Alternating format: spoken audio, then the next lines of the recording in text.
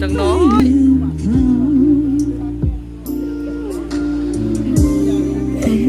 คนที่เอาแต่ทำให้ปวดร้าวแต่ใจเจ้าก็ไม่เคยลืม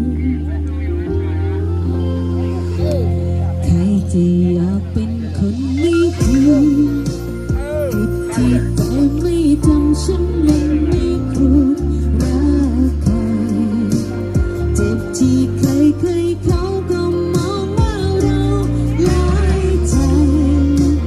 เกลียดตัวเองจริงๆที่ฝืนหัวใจ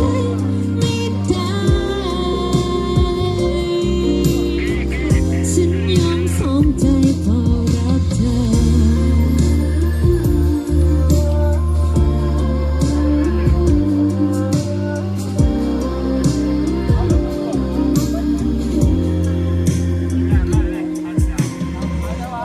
ใครจะอยากเป็นคนไม่ดี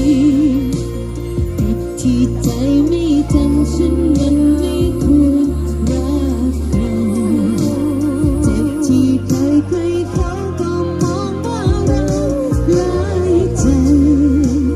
เกลียดตัวเองจริงๆที่เปิดหัวใจไม่ได้ฉันยอมสองใจพอรักเธอ